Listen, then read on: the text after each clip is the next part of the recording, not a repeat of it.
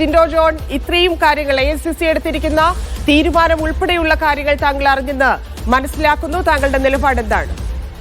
ഞാൻ അന്വേഷണം അന്വേഷിക്കും എന്നുള്ള ഇത് കേട്ടു. അതിനപ്പുറത്ത് ദീർഘമായിട്ടുള്ള അതിനെ കുറിച്ചിട്ടുള്ള അറിവ് എനിക്ക് കിട്ടിയിട്ടില്ല. പക്ഷെ എന്റെ അഭിപ്രായത്തിൽ അന്വേഷിക്കണം, നടപടി സ്വീകരിക്കണം. ആക്ഷേപത്തിന് വിധേയമാക്കപ്പെടുന്നതിന്റെ പേരിൽ മാത്രമല്ല, നമ്മളുടെ ഭാഗം ക്ലാരിഫൈ ചെയ്യാൻ വേണ്ടിയിട്ട് ആക്ഷേപത്തിന് വിധേയമാക്കപ്പെടുന്ന വ്യക്തിക്കും അയാളുടെ ഭാഗം ക്ലാരിഫൈ ചെയ്യാനുള്ള അവസരം കിട്ടണം. അങ്ങനെ അവസരം കിട്ടണമെങ്കിൽ അന്വേഷണം നടക്കണം. അല്ലാതെ തെരുവിലോ സോഷ്യൽ മീഡിയയിലോ നടക്കുന്ന ഓഡിറ്റിൽ മാത്രമല്ലല്ലോ അത് ചെയ്യപ്പെടേണ്ടത്. സ്വാഭാവികമായിട്ടും പാർട്ടിയിലെ സാധാരണ പ്രവർത്തകർക്ക് കൂടി ഒരു ക്ലാരിറ്റി വരണം. ആക്ഷേപിക്കപ്പെടുന്ന വ്യക്തിയുടെ ഭാഗത്ത് എന്തെങ്കിലും തെറ്റ് സംഭവിച്ചിട്ടുണ്ടെങ്കിൽ അതെന്താണ്, എങ്ങനെയാണ്, അതിലൊരു ക്ലാരിറ്റി വരണം. അയാൾ കറക്റ്റ് ചെയ്യപ്പെടണം. കറക്റ്റ് ചെയ്ത് മുന്നോട്ട് പോകുമ്പോഴേ കുറെ കൂടി നല്ല കോൺഗ്രസ് ആകുക. അല്ലെങ്കിൽ നമ്മളും CPM-ഉം BJP-യും തമ്മിൽ ഒരു വ്യത്യാസം ഇല്ലാതെയാവും.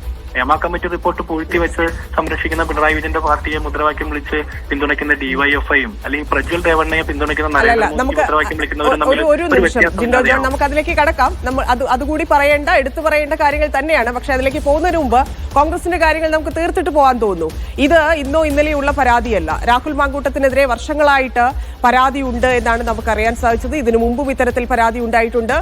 ഷാഫി പറമ്പിലിനെ നേരിട്ടും പ്രതിപക്ഷ നേതാവിനെ നേരിട്ടും ഈ പരാതികൾ അറിയിച്ചിട്ടുണ്ട്. എന്തുകൊണ്ട് ഇത്ര കാലമായി ഒരക്ഷരം കൊണ്ടുപോലും നോവിക്കാതെ കൂടെ കൊണ്ടു നടന്നു രാഹുൽ മാങ്കൂട്ടത്തിനെ പോലെ ഒരാളെ എന്ന ചോദ്യം ഉയരുമ്പോൾ എന്ത് മറുപടിയുണ്ട് കോൺഗ്രസിനതിൽ? അല്ല, ഇതില് ഞാൻ പറയുന്നത് ഇതില് ഒരു സംശയത്തിനും ഇടവരേണ്ട കാര്യമില്ല. നമ്മള് പൊതുപ്രവർത്തകര് പൊതുരംഗത്ത് പ്രവർത്തിക്കുമ്പോൾ, അല്ലെങ്കിൽ ഇപ്പൊ നിങ്ങൾ മാധ്യമ പ്രവർത്തകരായാലും, നമ്മളോട് പലരും സ്വകാര്യമായി പലരെ കുറിച്ചും ആക്ഷേപങ്ങൾ പറയും, പരാതികൾ പറയും.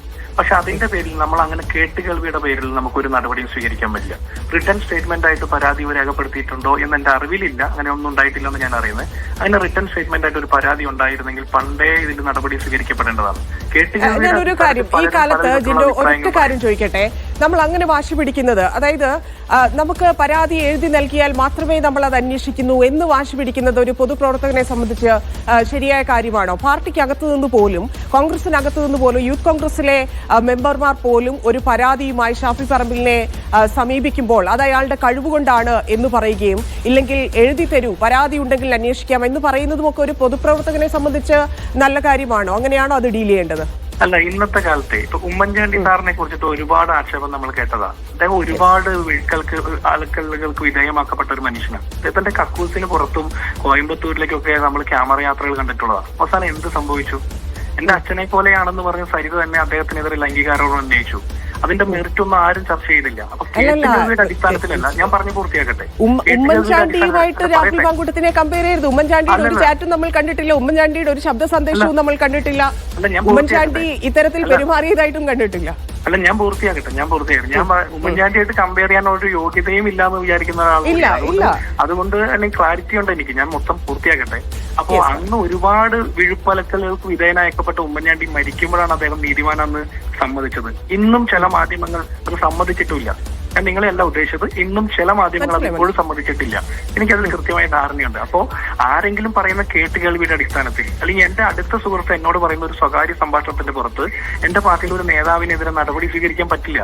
പാർട്ടികൾക്ക് അതിന്റേതായ സ്ട്രക്ചറൽ ചട്ടക്കൂടുകളുണ്ടല്ലോ, സംവിധാനങ്ങളുണ്ടല്ലോ. അപ്പൊ പരാതി രേഖപ്പെടുത്തപ്പെടുമ്പോഴാണ് നമുക്കത് അന്വേഷിക്കാൻ ആളുകളെ ചുമതലപ്പെടുത്തി അന്വേഷിച്ച് നടപടി സ്വീകരിക്കാനും പറ്റുള്ളൂ.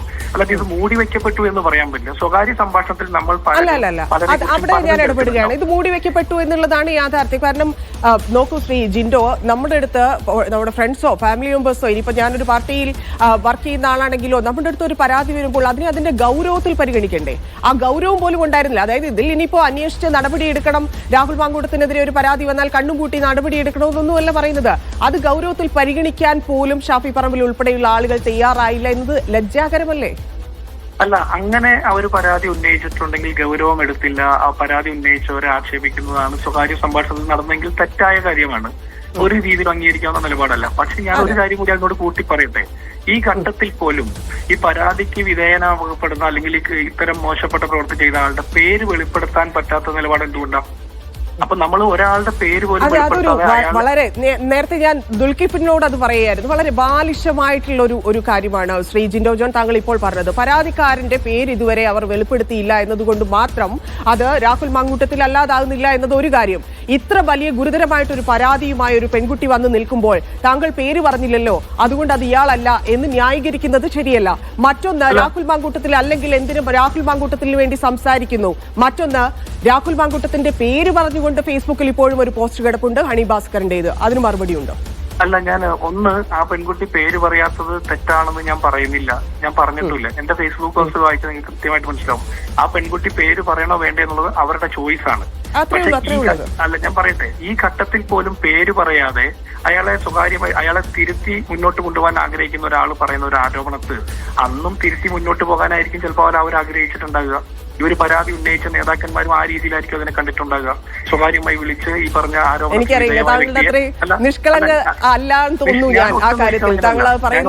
നിഷ്കളങ്കനല്ല, ഞാൻ ഇതിലൊട്ടും നിഷ്കളങ്കനല്ല. കൃത്യമായ രാഷ്ട്രീയത്തോടു കൂടി തന്നെയാണ് പറയുന്നത്. എന്നെ നിങ്ങൾ നിഷ്കളങ്കനെന്ന് വിചാരിക്കുകയും വേണ്ട. അപ്പോ ഒരാളെ തിരുത്തി മുന്നോട്ട് കൊണ്ടുപോകണമെന്ന് ആഗ്രഹിക്കുന്ന ഒരാൾ സ്വകാര്യമായി പറയുന്ന പരാതിയിന്മേൽ സംഘടനാപരമായി നടപടിയെടുക്കാൻ പ്രയാസം. എങ്കിൽ ഞാൻ ചോദിക്കട്ടെ, ആദ്യത്തെ പരാതി വന്നു ശ്രീ ജിൻഡോ, ആദ്യത്തെ പരാതി വന്നു രാഹുൽ മാങ്കൂട്ടത്തിനെതിരെ. ഒരു പക്ഷേ തിരുത്താൻ പാർട്ടി ഉദ്ദേശിക്കുന്നുണ്ട്, ഇല്ലെങ്കിൽ തിരുത്തിയേക്കാം എന്ന് രാഹുൽ ഉദ്ദേശിക്കുന്നുണ്ടെങ്കിൽ വീണ്ടും അത് ആവർത്തിക്കുമോ? അത് കഴിഞ്ഞ് വലിയ പാലക്കാട് ഇലക്ഷന് ശേഷം വീണ്ടും പരാതി വന്നു. വലിയ രീതിയിൽ അദ്ദേഹം ഹൂ കേസ് എന്നൊക്കെ ചോദിച്ചിട്ട് പോയി. അതിനുശേഷവും ആവർത്തിച്ചു. ഇതിങ്ങനെ ആവർത്തിക്കുന്ന ഒരാൾ ഏത് കാലം തിരുത്തുമെന്നാണ്? അതും ഒരു MLA ആയിരിക്കുന്ന ആൾ, ജനപ്രതിനിധി ആയിരിക്കുന്ന ആളാണ് ഇത് ചെയ്യുന്നത്. സാധാരണ ഒരാളാണെങ്കിൽ നമുക്ക് കേസ് കൊടുക്കാം, എന്തെങ്കിലും ചെയ്യാന്ന് വിചാരിക്കാം. പക്ഷേ ജനപ്രതിനിധിയാണ്. അദ്ദേഹം നൽകുന്ന സന്ദേശം എന്താണ്? അല്ല, അത് തന്നെ ഞാൻ പറഞ്ഞത്. ഈ അയാൾ തിരുത്തുമെന്ന് ആരാ വിചാരിക്കുന്നത്?